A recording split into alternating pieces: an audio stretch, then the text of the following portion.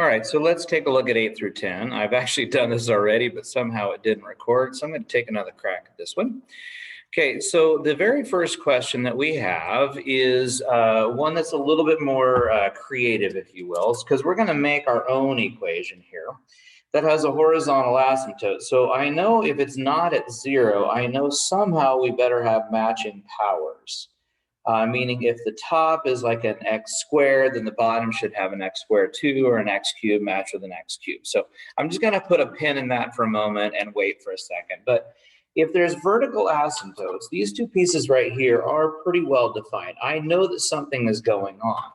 And the way that you get a vertical asymptote is if you have a non-removable discontinuity in the denominator. So I definitely should have some kind of an x minus 3 and an x plus 4 to create that thing.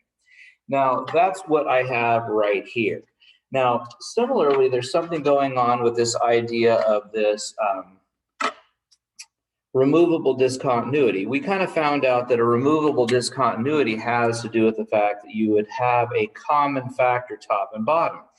Now, the reason it's removable is effectively I could cancel this out anywhere on the function as long as I don't quite literally get 0 divided by 0.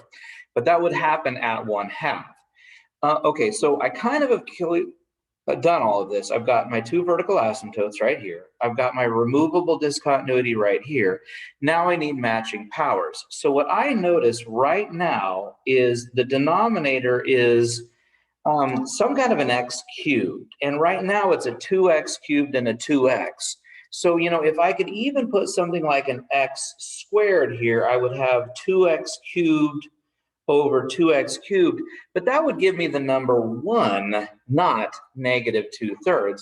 So what I'm going to do is I'm just going to go ahead and give it a negative 2/3 as like a front coefficient, if you will. Because now that I have that, I definitely have a negative 4x cubed on the top, and I have a 6x cubed in the bottom, and negative 4 over 6 is negative 2/3. Now that is clearly not the only solution.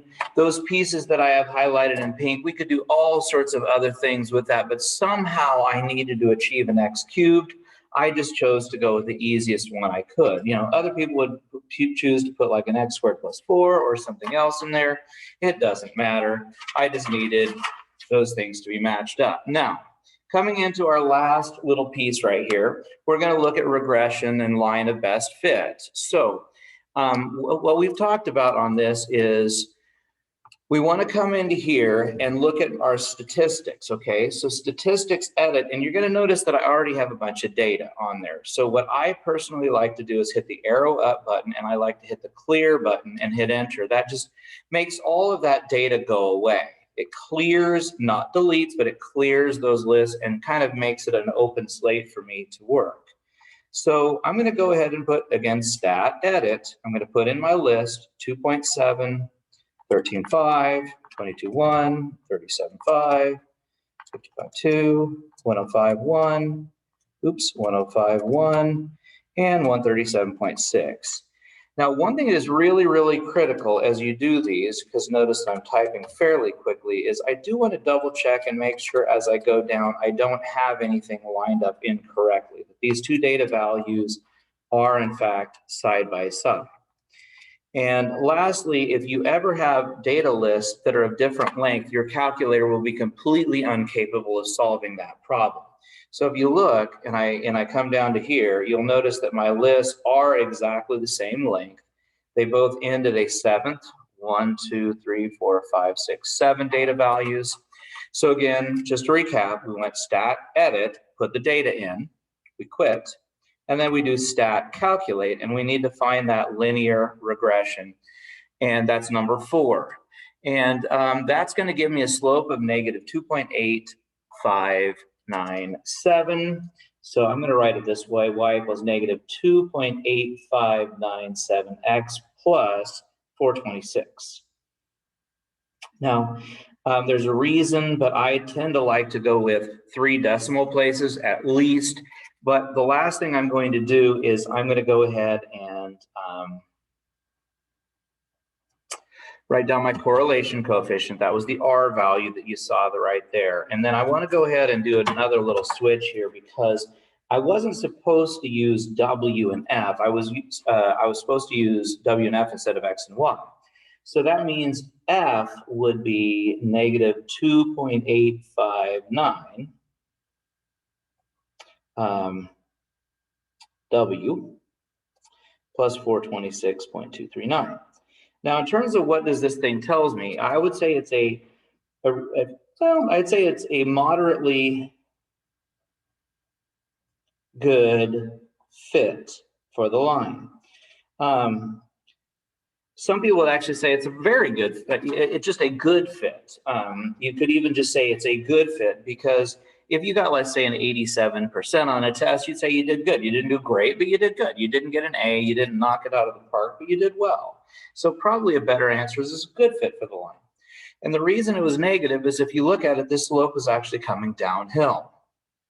Now, when you do this next problem, I kind of did something on purpose. Again, going back, I'm going to clear my lists.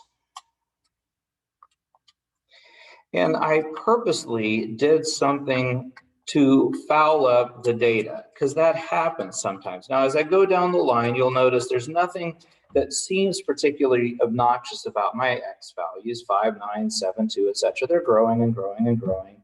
It looks like these guys are getting bigger and bigger. Uh-oh, that one dipped a little bit and then, wait a minute, dipped a little bit more. And wait, it was going up and now it seems to be coming down and then jumped way back up. Well, this doesn't look very good. Now, again, you do not have to do this, but something when I get data that I like to do is I like to turn my plots on. Now, normally when you come here, you're going to calculator, it's going to look like this, but I like to sometimes turn the plot on and hit zoom 9. 9 actually takes us to the statistics feature of the calculator. So when you look at this, I don't think anybody would be terribly shocked that this doesn't really look quite linear. It looks like something weird. So again, if I go through the process, stat, calculate, number 4, enter, I've got a slope. So I've got F equals 0.529 W plus 8.403. That doesn't look too bad, but you're going to notice that it's 0.585. If you got a 58.5% on a test, what does that R value tell you is this is a poor representation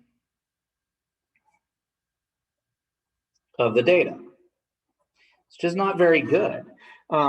You know, it's not like there's no correlation between them, but very, very little. That's just not very good. And then our last one is when we come in here and we write the augmented matrix, I'm going to choose to write that up here. We're going to come in and write down our X coefficients, which are 3, 4, and 1.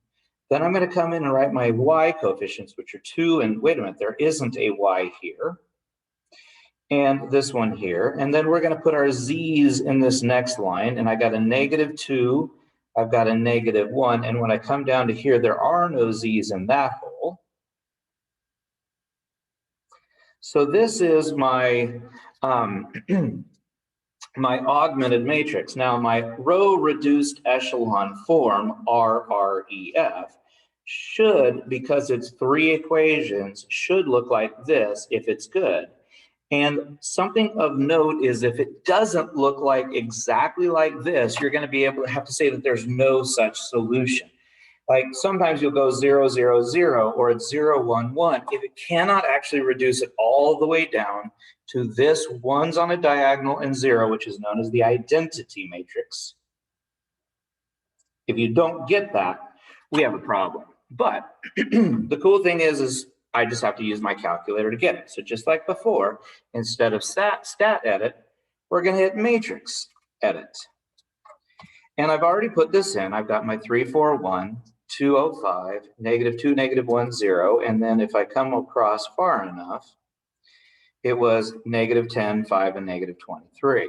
And I didn't say that, but this is a 3 by 4 because it has 3 rows and 4 columns.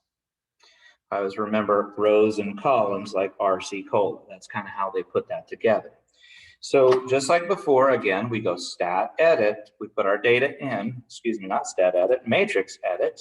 We put our data in, and then we go to matrix, and we have to do some math, and that math is really far down, all the way down into the letter B, and specifically, I need to do row reduced echelon form on matrix A. So I go back to matrix number 1, and I personally hit math enter, enter, so if it gives me a fraction, it'll do so in a nice way. And there we go. But this time it wasn't. It was just a 2, a -5, and a 3, which is actually quite nice.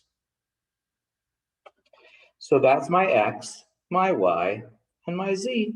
And ladies and gentlemen, that is the end of the review for the test that you will be taking on either Wednesday or Thursday. And I wish you the best of luck on that. And I hope you are ready and prepared. Hopefully these videos were helpful to you. Please let me know if there's anything that I can add or take away from these that would make them more useful for you. All right, I'll see you back in class. Bye-bye.